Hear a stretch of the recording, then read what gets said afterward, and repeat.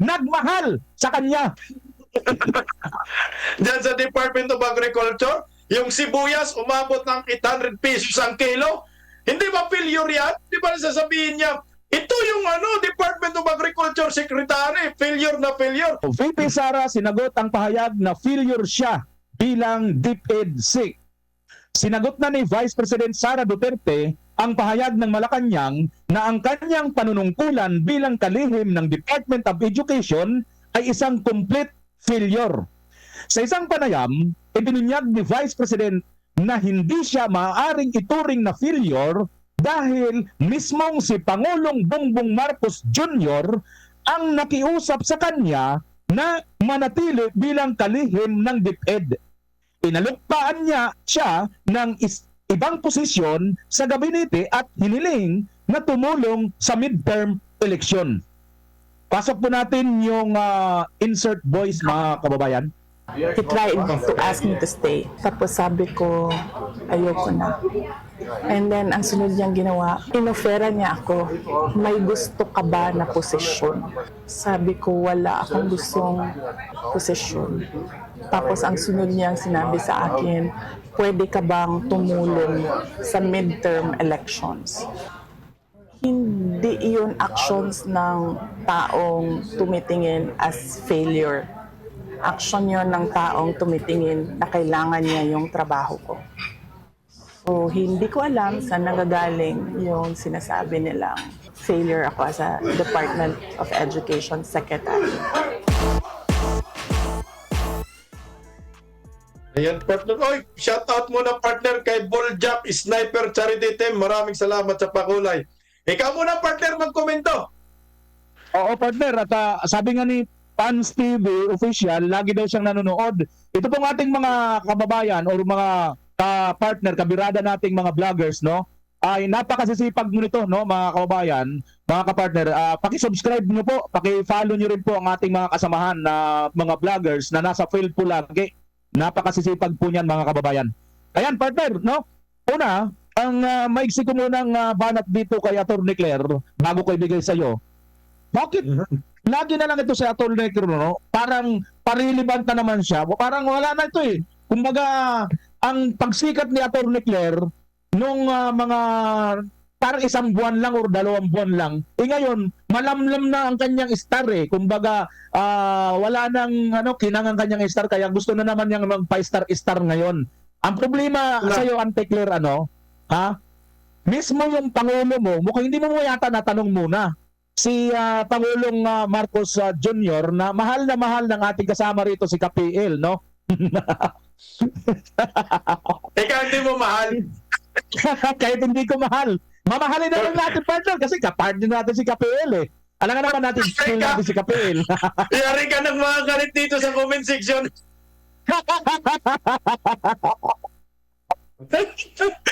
Sige partner, tuloy mo. Ayan. Yun nga ang problema sa kanya. Itong mismong si Marcos Jr. ay maganda ang mga sinasabi dito kay Vice President Inday Sara Duterte. Ang tanong ko lang dito, partner, sino kaya sa kanila dito yung lutang? Si BBM o si Ante Claire? Mga partner, kayo nang bahala sumagot dyan. Sagutin ko sana, baka hindi na tayo makabalik bukas. Alam mo partner, may sense yung sinasabi ni Vice President Inday Sara Duterte. Sa totoo lang. Bakit? Kasi nga naman, pagkatapos magsumiti ng resignation itong si Vice President Inday Sara kay Bongbong, tapos sabay, bilang isang DepEd Secretary, sabay aalokin mo, sabihin mo na, ano bang gusto mong posisyon? Baka meron pa, meron kang gusto. Di ba? Kasi kung failure si Vice President Inday Sara sa pagiging DepEd Secretary, hindi na siya, alokin ni Bongbong eh. Failure ka na nga eh, wala ka ng kwenta pagka DepEd Secretary. At ka paalokin ng naturang presidente. Saka hindi naman si Inday Sara tinanggal, siya ang nag-resign. Si Inday Sara yung umayaw sa gobyerno ni Bongbong Marcos kasi nga inaatake na siya ng mga kakampi ni Bongbong Marcos. Hindi naman ang reason ni Inday Sara kaya umalis siya sa pagka-DepEd Secretary dahil siya ay palpak na pagka-secretary, meron siyang ginawang hindi maganda, kundi umalis siya dahil binabanatan si Vice President Inday Sara ng mga kakampi ni Bongbong Marcos. Aanukin pa kaya si Inday Sara kung failure siya sa pagka-Deputy Secretary ng ibang posisyon?